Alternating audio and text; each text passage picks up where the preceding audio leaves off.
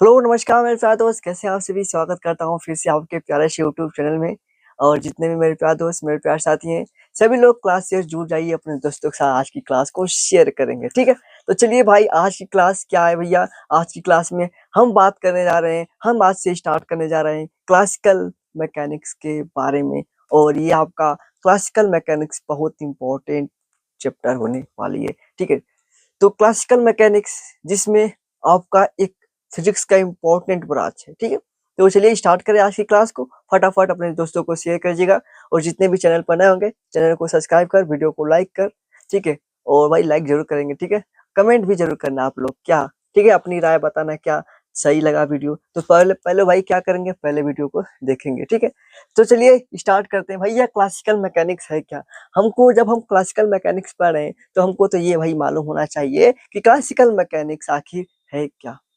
हम classical mechanics क्यों पढ़े भाई।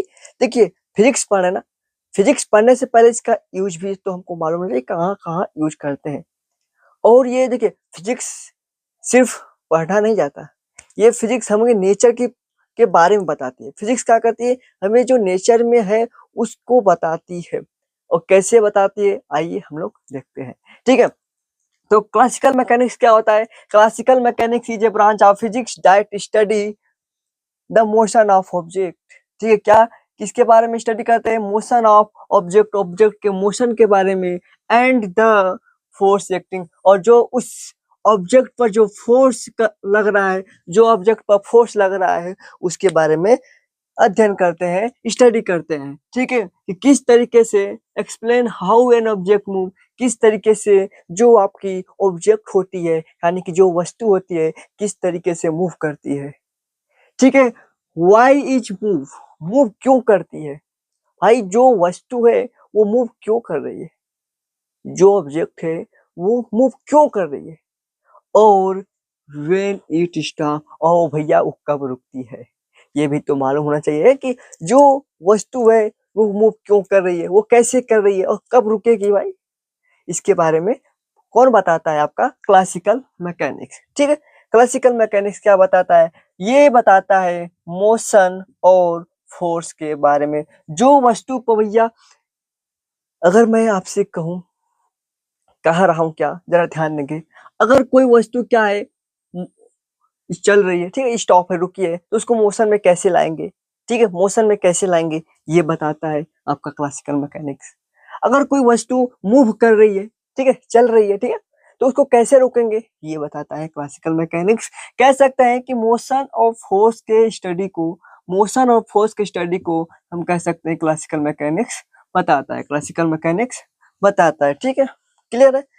ओके, ये जो ये जो क्लासिकल मैकेनिक्स है, हम कह सकते हैं क्लासिकल मैकेनिक्स, क्लासिकल, ठीक है, classical mechanics mainly, classical mechanics mainly ये जो मेनली कह सकते हैं कि जो न्यूटन लॉ पे, मोशन पे, न्यूटन, ठीक है, ये चल नहीं रहा क्या, कह सकते हैं क्या, कह सकते हैं क्या, न्यूटन, न्यूटन लॉ ऑफ, ठीक है, न्यूटन लॉ पर कह सकते हैं, सिर्फ न्यूटन लॉ पर। ठीक है, न्यूटन लॉ पर बेस्ड है। ठीक है, न्यूटन लॉ पर, ये कौन, यह क्लासिकल मैकेनिक्स न्यूटन लॉ पर, कह सकते हैं कि न्यूटन लॉ पर ये बेस्ड है। ठीक है, ओके, क्लियर है। ये कौन किस पर बेस्ड है, कहें कि ये भैया हमारा न्यूटन लॉ पर क्लासिकल मैकेनिक्स बेस्ड है। ठीक है, इसमें भैया मोशन और फोर्स आ रहा है, और जब मोशन और फोर्स आया तो भैया न्यूटन लॉ पे हम कह सकते हैं कि ये भैया एक तरीके से बेस्ड है।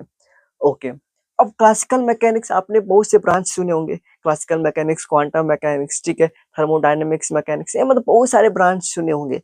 लेकिन हम पढ़े हैं भैया क्लासिकल मैकेनिक्स। ठीक है, क्लासिकल मैकेनिक्स पढ़े हैं भैया। कहाँ क्लासिकल मैकेनिक्स कहाँ काम करता हो, कहाँ नहीं काम करता है, ये भी जानना जरूरी है। कि क्लासिकल मैकेनिक्स हमने कहा कि इसको हटा दें, ठीक है, इसको हटा लेते हैं आप सबको। ठीक है, देखिए, हमने कहा कि क्लासिकल मैकेनिक्स, ठीक है, क्लासिकल, क्लासिकल जो मैकेनिक्स है, ठीक है, कहाँ तक काम करेगा, कहाँ तक नहीं करेगा, यानी कि कह सकते हैं कब फेल होगा। ठीक है, कहाँ फेल होता है, क्लासिकल मैकेनिक्स कहाँ फेल हो रहा है। ठीक है, क्लासिकल मैकेनिक्स कहाँ फेल हो जाता है इसके बारे में थोड़ा पढ़ लेते हैं थोड़े।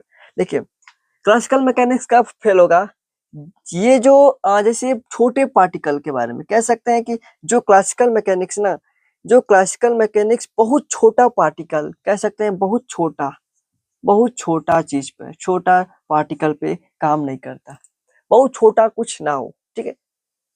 जैसे हमने कहा कि कोई पार्टिकल है, ठीक है, कोई पार्टिकल क्या बहुत छोटा ना हो, ओके, यानी कि बहुत स्मॉल स्केल, जैसे आपके कह सकते हैं कि एक तरीके से इलेक्ट्रॉन हो गए, प्रोटॉन हो गए, उस बहुत सारे जो जो बहुत स्मॉल पॉइंट पे काम ये नहीं करता, यहाँ पे फेल हो जाता है। फिर यहीं से स्टार्ट होगा, जहाँ फेल होगा तो वहां से जिसे हमने कहा कि बहुत छोटे पार्टिकल पे, ठीक है, हमने तो भाई ऑब्जेक्ट पे, बड़े बड़े ऑब्जेक्ट पे काम करेगा, ठीक है, ये बिग ऑब्जेक्ट पर काम करेगा, लेकिन भैया स्मॉल ऑब्जेक्ट पर काम नहीं करेगा, बहुत छोटे पार्टिकल पे काम नहीं करेगा। जैसे हमने कहा कि इलेक्ट्रॉन हो गए, ठीक है, प्रोटॉन हो गया, यहाँ पे क्या होता है, क्लासिकल मैकेनिक्स फेल हो जाता है, क्लासिकल मैकेनिक्स छोटे पार्टिकल पे फेल हो जाता है।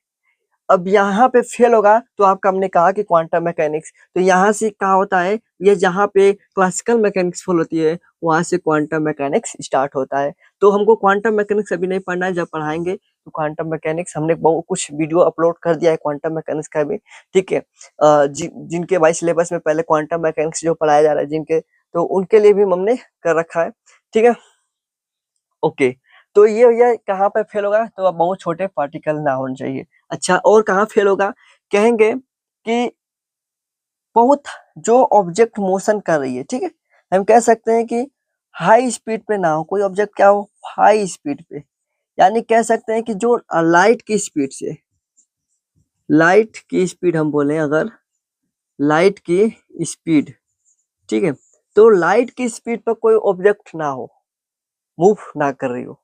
लाइट की स्पीड कितनी होती है, कहें कि लाइट की स्पीड हम भैया हम जानते हैं कि 3 × 10⁸ होती है, ठीक है, ये होती है। तो इसके स्पीड के पास ना हो, यानी कि इसके थोड़ा सा कम, या इससे ज्यादा तो नहीं होगा, ठीक है, इससे थोड़ा सा कम, यानी कि इतना हाई स्पीड पे कोई ऑब्जेक्ट ना हो। अगर इतना इससे हाई स्पीड पर आती है, अगर कोई ऑब्जेक्ट इससे हाई स्पीड से मोशन कर रही है, तो वहां पे आपका क्लासिकल मैकेनिक्स फेल हो जाता है। तो कहाँ कहाँ फेल होगा भैया, बहुत छोटे पार्टिकल चीज नहीं होना चाहिए, छोटे चीज नहीं होना चाहिए, और हाई स्पीड पे ना होना चाहिए, ठीक है, ठीक है, ओके, ओके, ठीक है, क्लियर है, हाँ जी, हाई स्पीड और स्ट्रॉन्ग ग्रेविटेशनल फील्ड में, हाँ अच्छे, कहाँ फेल होती है, हाई स्पीड और स्ट्रॉन्ग ग्रेविटेशन पर, हाँ, ओके, क्लियर है, चलिए समझ में आ गया, बताएंगे एक बार फटाफट सभी लोग, क्लियर है, ओके, हम्म। अच्छा, एग्जाम्पल बता दीजिए। देखिए, जैसे हम कोई भैया बाल को थ्रो कर रहे हैं, तो वहां पे सबके हर जगह, यहाँ पे आपको मैं बताया कि क्लासिकल मैकेनिक्स बड़ी चीज पे, जैसे कोई गाड़ी मोशन में है, ठीक है, तो वो भाई नॉर्मल उसका स्पीड है, भाई कितना स्पीड होगा, मान लो भैया, चलो मान लेते हैं कोई कार की, मान लो 320 किलोमीटर, भैया इससे ज्यादा है, नहीं है, इससे ज्यादा होगा भैया, चले गए, ठीक है, थोड़ा मोड़ा और बढ़ा लेते हैं, लेकिन उससे ज्यादा मतलब, भैया लाइट के तो पास स्पीड इसका तो नहीं है, लाइट के पास इसका स्पीड नहीं है, जब लाइट के पास होगा तो यहाँ पे गलत हो जाएगा, काम खत्म, बाबा टाइम टाइम हो जाए, ओके। तो चलिए समझ में आ गया कहाँ कहाँ क्लासिकल मैकेनिक्स फेल हो जाती है। तो हमने फेल के बारे में भी, आपके क्लासिकल मैकेनिक्स फेल कहाँ कहाँ हो रही है वहां पे हमने बता दिया, ठीक है। अब क्लासिकल मैकेनिक्स से कुछ मेन लॉ है, क्लासिकल मैकेनिक्स के कुछ मेन लॉ है, उस मेन लॉ को भी हम लोग समझ लेते हैं। जैसे कुछ मेन लॉ, जैसे आपका इसको इरेज करते हैं सबसे पहले, तो इरेज करने वाला किधर है भाई, क्लासिकल मैकेनिक्स से कुछ मेन लॉ है, उस मेन लॉ को भी हम लोग समझ लेते हैं, ठीक है।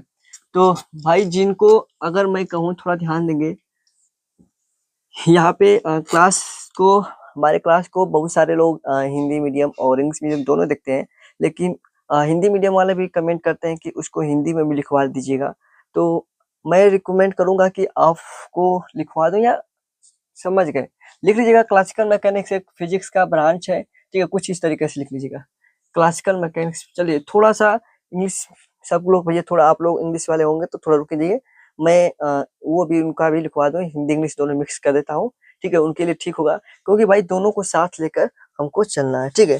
तो लिख लीजिएगा जितने भी मेरे प्यारे दोस्त हैं कि क्लासिकल मैकेनिक्स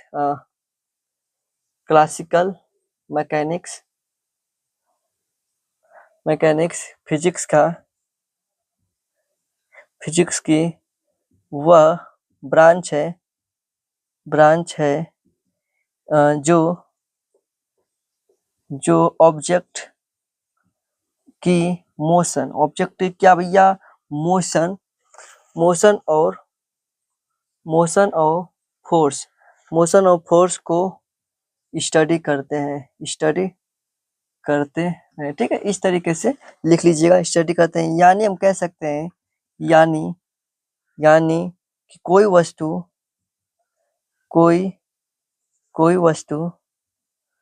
ठीक है, कोई वस्तु क्या हो, कोई वस्तु कैसे चलती है, ठीक है, थोड़ा मोटा लिख रहा है ना, कैसे चलती है, क्यों चलती है, ठीक है, और कब रुकेगी, ठीक है, और कब रुकेगी, ये बताता है। कौन बताता है? कहें कि ये जो बताता है आपका क्लासिकल मैकेनिक्स बताता है कि कोई भैया, ठीक है, फिजिक्स की वह ब्रांच है जो ऑब्जेक्ट की मोशन और स्टडी करते हैं, यानी कोई वस्तु कैसे चलती है और क्यों चलती है, इसके बारे में, ठीक है। आप खुश हो गए, ठीक है। चलिए, तो भैया इस तरीके से हमने ये आपके बारे में बता दिया। आगे चलते हैं और आगे देखते हैं। हमने कहा कि जो क्लासिकल मैकेनिक्स के कुछ मेन लॉ हैं, उस मेन लॉ को बारे में हम लोग पढ़ लेते हैं, ठीक है। तो यहाँ पे कुछ क्लासिकल मैकेनिक्स से मेन लॉ लिख लेते हैं। क्लासिकल, ठीक है, मैकेनिक्स, ठीक है, क्लासिकल मैकेनिक्स के मेन लॉ लिख लेते हैं। मेन लॉ है कुछ, मेन लॉ लिख लेते हैं, ठीक है। मेन है भैया, मेन लॉ है कुछ। कौन कौन से भैया मेन लॉ? कहीं क्लासिकल मैकेनिक्स के कुछ मेन लॉ है, उस मेन लॉ को थोड़ा समझते हैं। आपका जैसे आपका पहला है Newton law of motion, Newton law of motion, ठीक है। कुछ मेन लॉ है जैसे क्लासिकल मैकेनिक्स हमने कहा कि पहला न्यूटन लॉ ऑफ मोशन, दूसरा आपका कंजर्वेशन, लॉ ऑफ कंजर्वेशन,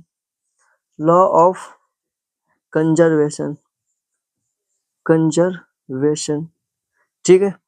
आपका न्यूटन लॉ ऑफ मोशन में भैया 3 लॉ पढ़ते हैं। कौन कौन से मालूम है ना? कहें कि न्यूटन लॉ में 3 लॉ पढ़ते हैं। फर्स्ट लॉ, ठीक है, न्यूटन सेकेंड लॉ और न्यूटन थर्ड लॉ, ठीक है। हम 3 लॉ को पढ़ते हैं, ठीक है, न्यूटन में। अच्छा, लॉ ऑफ कंजर्वेशन में, ठीक है, लॉ ऑफ कंजर्वेशन में कितना पढ़ते हैं जरा बताएंगे? ठीक है, क्या क्या पढ़ते हैं? कहें कि लॉ ऑफ कंजर्वेशन में आपका एनर्जी कंजर्वेशन क्या होता है, कंजर्वेशन ऑफ एनर्जी लिख लीजिएगा, कंजर्वेशन ऑफ एनर्जी, ठीक है, ये हम पढ़ते हैं। लॉ ऑफ कंजर्वेशन में कंजर्वेशन ऑफ एनर्जी पढ़ते हैं, ठीक है। आपका कंजर्वेशन ऑफ मोमेंटम पढ़ते हैं, यहाँ पे कंजर्वेशन ऑफ मोमेंटम, ठीक है। ये दिख रहा है क्या? नहीं दिख रहा, चमक रहा है क्या यहाँ पे? रुको, अब देखो थोड़ा सा, नहीं दिख रहा है भाई। ओ, आगे से थोड़ा लाइट आ रही है ना, तो इस तरीके से चमक। तो ये कंजर्वेशन ऑफ मोमेंटम, ठीक है, कंजर्वेशन ऑफ एनर्जी है, कंजर्वेशन ऑफ मोमेंटम, ठीक है। ये हमने पढ़ते हैं किसमें? कंजर्वेशन ऑफ एनर्जी और कंजर्वेशन ऑफ मोमेंटम। एक और होता है कंजर्वेशन, लॉ ऑफ कंजर्वेशन में एंगुलर मोमेंटम, ठीक है, angular, okay, angular conservation of angular या कंजर्वेशन एंगुलर पढ़ते हैं, ठीक है। तो यहाँ पे लिख देता हूँ एंगुलर कंजर्वेशन, ठीक है। तो आपके 3 इसमें पढ़ते हैं, 3 इसमें होंगे, 3 इसमें होंगे। एक हम पढ़ते हैं थर्ड, आपका जो थर्ड मेन लॉ है आपका, ठीक है, हाँ जी, क्लियर है। थर्ड है फोर्स लॉ, ठीक है, फोर्स लॉ के बारे में, ये 3 लॉ के बारे में हम लोग स्टडी करते हैं, ठीक है। Newton law of motion, law of conservation और लॉ ऑफ फोर्स लॉ के बारे में स्टडी करते हैं। तो ये मेन लॉ है और इस मेन लॉ को थोड़ा आप लोग पढ़ना है, ठीक है, आपको पढ़ना है, क्लियर है। जैसे हम कह रहे थे कि हमको 3 लॉ के बारे में पढ़ना है। तो हम लोग स्टार्ट करेंगे सबसे पहले इसमें से थोड़ा सा आपने पीछे पढ़ चुके होंगे और सब कुछ पढ़े हुए हैं, ठीक है, थोड़ा सा बस ध्यान देंगे। हम स्टार्ट करेंगे आज सबसे पहले न्यूटन लॉ ऑफ मोशन के बारे में, ठीक है। अब कह रहेंगे ये क्यों, ये तो हमने बहुत बार बार पढ़ा है, कैसे पढ़ा है, लेकिन बहुत पढ़े हैं। मैं मानता हूँ ये क्लास 9th में भी आपने पढ़ा है, लेकिन कुछ हमने क्लास 9th में पढ़ा, भाई बेसिक तो सब लोग पढ़ेंगे ना, थोड़ा एडवांस पढ़ना है, ठीक, थोड़ा इसमें और कुछ देखना है, ठीक है। इनके बारे में हम लोग पढ़ेंगे, उतना भी देखिए, पहले तो इंट्रोडक्शन हम लोग पढ़ेंगे इसके बारे में, फिर इसमें आपका जो नॉर्मल फोर्स क्या होता है, फ्रिक्शन फोर्स क्या होता है, इन सभी के बारे में, कहाँ कहाँ कौन कौन से फोर्स लगेंगे, ठीक है। तो इन सभी के बारे में भाई पढ़ना पड़ेगा। तो पढ़ने से पहले भैया हमको न्यूटन लॉ ऑफ मोशन पढ़ना पड़ेगा, ठीक है। तो हम इन भाई साहब को हटाते हैं और फिर हम लोग आगे बढ़ते हैं, ठीक है। तो आगे बढ़ते हैं, तो इनको सबसे पहले हम इरेज कर लेते हैं, या पूरा इरेज कर लेते हैं, ठीक है, एक बार पूरा इरेज कर लेते हैं, ठीक है। तो ठीक है भैया, चलिए हम लोग देखते हैं। सबसे पहले हमने कहा हम बात करेंगे न्यूटन लॉ ऑफ मोशन के बारे में। न्यूटन लॉ ऑफ मोशन के बारे में बात कर लेते हैं, ठीक है, क्लियर है। जिसे हम NLM बोलेंगे, ठीक है, NLM बोलते हैं, ठीक है, न्यूटन लॉ ऑफ मोशन।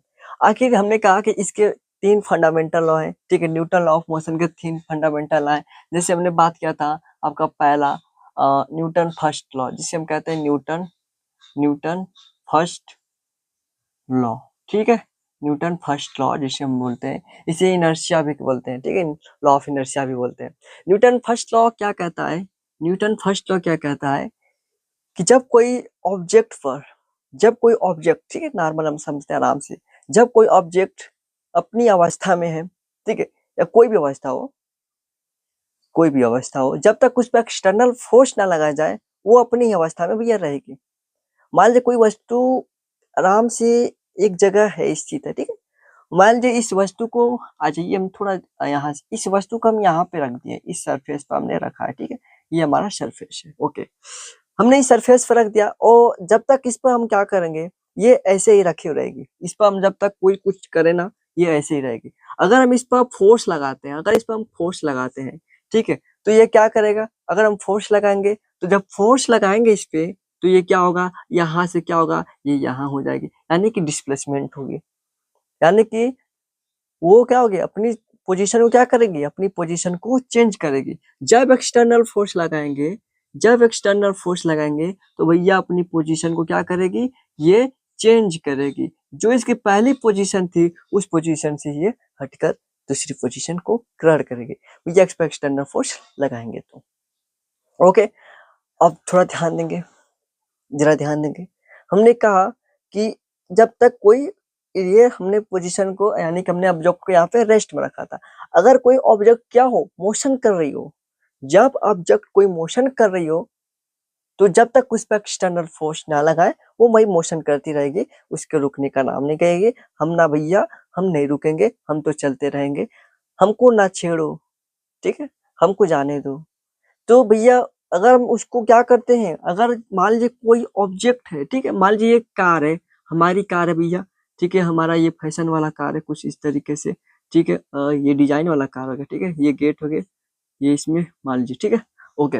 ये क्या कार हो रही है भैया, चल रही है, ठीक है, बहुत तेज चल रही है, लो जी भैया बहुत स्पीड से चल रही है, ओके, चल रही है ना, हाँ जी चल रही है, चल रही है, रोको, ठीक है, देखो चल रही है ना कार।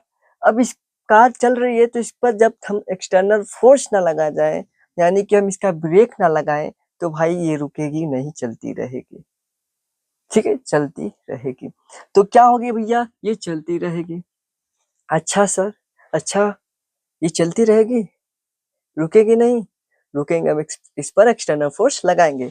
तो कहने का अर्थ हुआ कि जब तक कोई वस्तु पर एक्सटर्नल फोर्स ना लगा जाए, तो वो अपनी ही पोजीशन में रहेगी, जब तक उस पर कोई एक्सटर्नल फोर्स ना लगाया जाए, ठीक है, क्लियर है, समझ में आ गया। इसको लिख ले। एक और एग्जांपल बता दें, अच्छा, एक और एग्जांपल समझना चाहते हैं, आप लोग भी समझना चाहते हैं एग्जांपल, चलिए समझाते हैं आपको एग्जांपल। तो देखो एग्जांपल, जब आप क्या हो, आप छोटे थे, जब आप छोटे थे तो क्या होता था कि आप खिलौने से खेलते थे, आपको तो मिला ही नहीं होगा ना? हाँ, जब आप खिलौने से खेलते थे तो आपने क्या हुआ, ये आप है, ठीक है? ये आप है, ये आप है, भैया हम तो ढेर इतने पतले नहीं थे, ठीक है? ये आप है, ओके। आप खिलौने से खेले और इस खिलौने को यहाँ पे रख दिए है। चलिए ये आपका बॉल है, ठीक है? ये आपका बॉल है। इस बॉल को यहाँ पे रख दिए, खेल कर शाम को रख दिए। अब शाम को रखने के बाद जब फिर अब सुबह उठे तो फिर खेलने का मन किया, फिर खेलेंगे, हम बॉल से खेलेंगे। तो फिर खेलने गए, तो खेलने के लिए भैया जहाँ खिलौना रखा था वहीं तो गए थे, कहीं और गए थे खोजने के लिए नहीं। भैया हमने उनको मालूम है कि जब तक इस पर क्या हो, एक्सटर्नल फोर्स ना लगाएंगे, जब तक इसको कोई छुएगा नहीं, जब तक इसको कोई टच नहीं किया होगा, यानी इस पर एक्सटर्नल फोर्स ना लगाया होगा, जब तक भैया वो यहाँ से नहीं हटेगा, ठीक है? तो इस पर एक्सटर्नल फोर्स लगाएंगे तभी तो ये, मान लीजिए हम इस पर, आप यहाँ पर रख के गए हैं और हम यहाँ से लेकर भाग गए हैं, ठीक है? हम भी खेलने भाग गए लेके, तो क्या होगा, यहाँ पे सोचेंगे, दिमाग में लगाएंगे, भाई हमने यहाँ पे रखा था बॉल को कल, और किसी ने तो एक्सटर्नल फोर्स लगाया और उस पर फोर्स लगा के वो लेकर भाग गया। हाँ जी, तो एक्सटर्नल फोर्स यहाँ पे लगा है, तो ये आपका एक्सटर्नल फोर्स हो गया, ठीक है? यानी कि कह सकते हैं, यानी कि कह सकते हैं भैया इस हाथ है तो काहे हाथे से रगड़ रहे हैं, ठीक है? हम इसका डेफिनेशन थोड़ा लिख लेते हैं, ठीक है? लिख लीजिएगा, if a body, if a body at rest, ठीक है भैया? किस में है? अगर बॉडी क्या है, यदि रेस्ट में, या हम कह सकते हैं रेस्ट या मोशन में है, ठीक है? मोशन में है, कब चेंज होगी, बीन कब, without, without, without, without any external force. भैया कोई external force, external force, any external force, जब तक भैया कोई एक्सटर्नल फोर्स ना लगाया जाए तो भैया वो अपनी अवस्था में रहेगी, यानी कि external force then it will be, then it will be, ठीक है? It will be at rest, क्या होगी भैया, रेस्ट में होगी, रेस्ट और मोशन, मोशन कॉन्टिन्यूअस, कंटिन्यूअस भैया उसकी, अगर वो रेस्ट में है या मोशन में है तो भैया वो कंटिन्यूअस करेगी अपनी चीज को, इटसेल्फ, इटसेल्फ, ठीक है? तो वो क्या करेगी भैया, मोशन में है या रेस्ट में है तो वो क्या होगी, कंटिन्यूअसली वही रहेगी, यानी कि वो अपनी को चेंज नहीं करेगी, ठीक है? वो अपने को चेंज नहीं करेगी। तो क्या लिखेंगे, if a body, body, if a body at rest R motion, अगर कोई बॉडी रेस्ट में है या मोशन में है, विथाउट एनी एक्सटर्नल फोर्स, कोई भी एक्सटर्नल फोर्स ना लगाया जाए, ठीक है? तो देन तब कह सकते हैं कि it will be at rest, वो रेस्ट में रहेगी या वो मोशन में रहेगी, कंटिन्यूअस, इट्स अपने स्वयं क्या होगी, मोशन या रेस्ट में रहेगी, ठीक है? क्लियर है? बोलेंगे एक बार सभी लोग, हो गया। अब आगे बात करते हैं, अब आगे बात करते हैं किसके बारे में, किसके बारे में आगे बात करते हैं, पॉइंट नंबर 2, न्यूटन, ठीक है? एग्जाम्पल लिख लीजिएगा, न्यूटन सेकेंड लॉ के बारे में, ठीक है? न्यूटन सेकेंड लॉ के बारे में बात करते हैं। न्यूटन सेकेंड लॉ क्या कहता है, कहीं कहता है कि the rate of change, the rate of change of momentum, बढ़िया से लिख देते हैं ना, तो कहेंगे क्या लिख रहे हैं, ठीक है? तो अच्छे से लिखते हैं आराम से, the rate of change of, ठीक है, मोमेंटम, मोमेंटम, ठीक है? The rate of change of momentum with momentum with respect, with respect to time, ठीक है? Respect to time, respect to time is called, is called क्या भैया, is called Newton second law, या हम कह सकते हैं इज कॉल्ड एक्सटर्नल फोर्स, कह सकते हैं एक्सटर्नल फोर्स लिख देते हैं, ठीक है? एक्सटर्नल फोर्स भैया, अगर कोई क्या हो रहा है इसमें, थोड़ा ध्यान देंगे, थोड़ा इसको ध्यान दीजिएगा, ठीक है?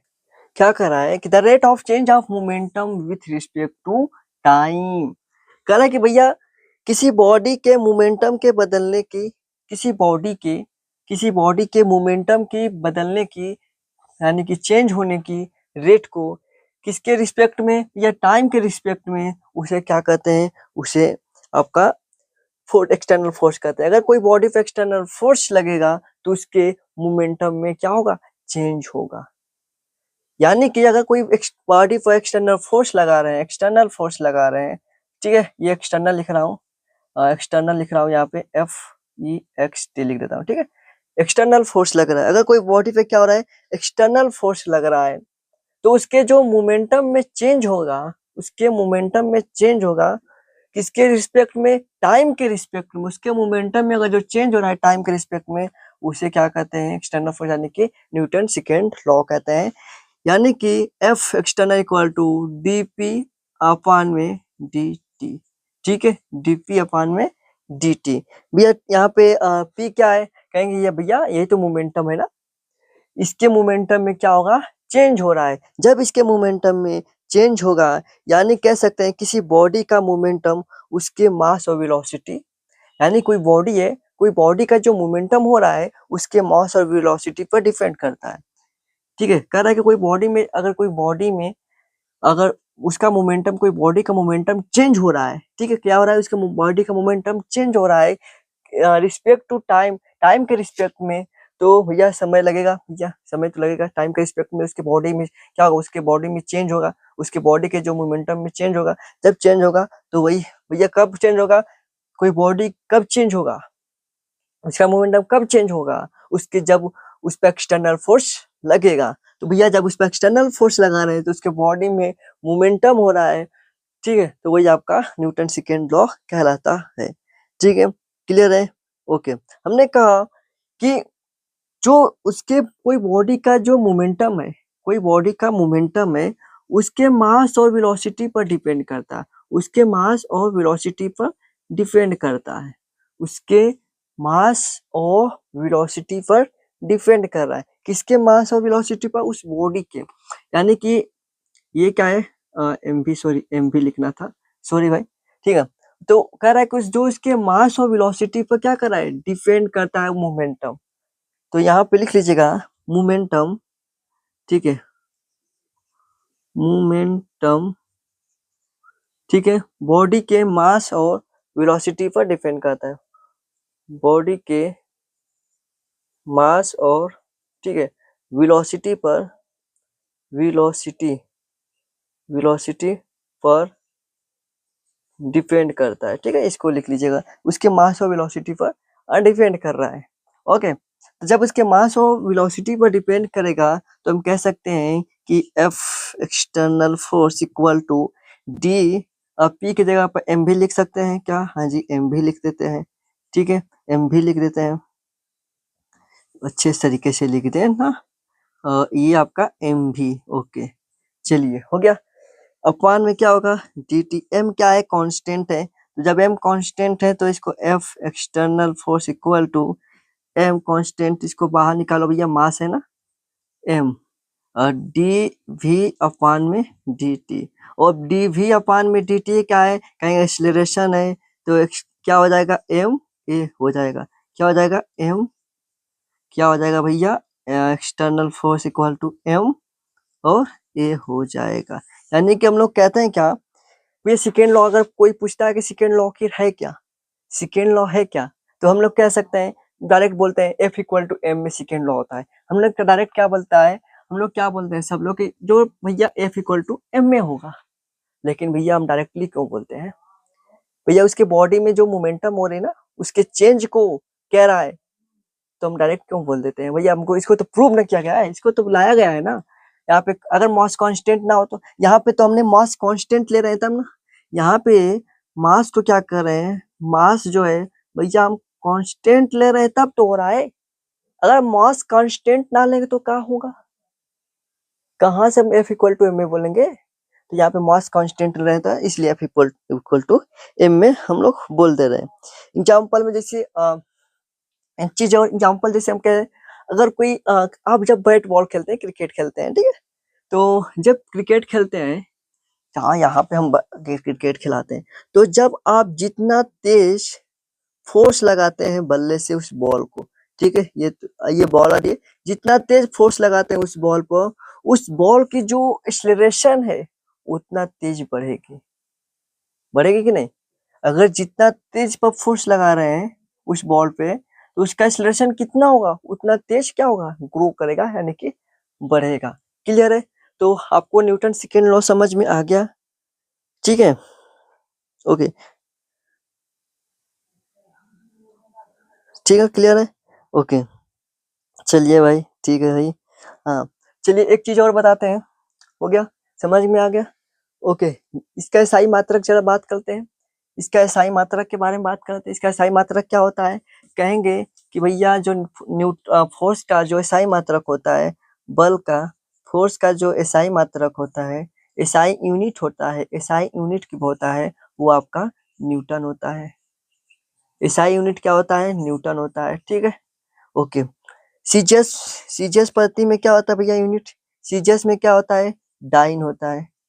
सीजीएस पद्धति में क्या होता है? डाइन होता है। ठीक है, सीजीएस पद्धति में क्या होता है भाई यूनिट? कहते हैं कि डाइन होता है। और एक न्यूटन बराबर कितने डाइन? तो एक एक न्यूटन बराबर कितने डाइन? 10 पे पावर 5 डाइन होते हैं। एक न्यूटन बराबर 10 पे पावर 5 डाइन होता है। ठीक है, तो ये सेकेंड लॉ हमने क्लियर कर लिया। तो ये सेकेंड लॉ ऑफ, थोड़ा देखिए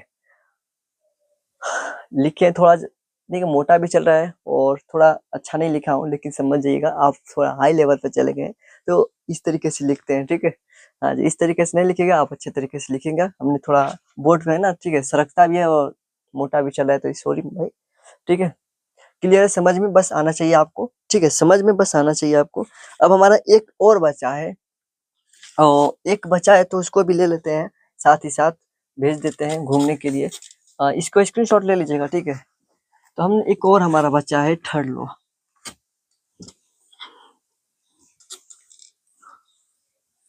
ठीक है, थर्ड लॉ के बारे में थोड़ा हम लोग पढ़ लेते हैं। थर्ड लॉ, थर्ड लॉ के बारे में। ठीक है, थर्ड लॉ क्या कहता है, इसको हम लोग थोड़ा चेक कर लेते हैं या देख लेते हैं। कहता है कि एवरी एक्शन टू रिएक्शन। अगर कोई बॉडी पे क्या करें, एक्शन कर रहे हैं, तो भैया वो रिएक्शन तो जरूर करेगा ना, बोलेंगे। तो हम मान लेते हैं कि अगर हम कोई जैसे एग्जाम्पल से थोड़ा समझते हैं, पहले एग्जाम्पल लेते हैं।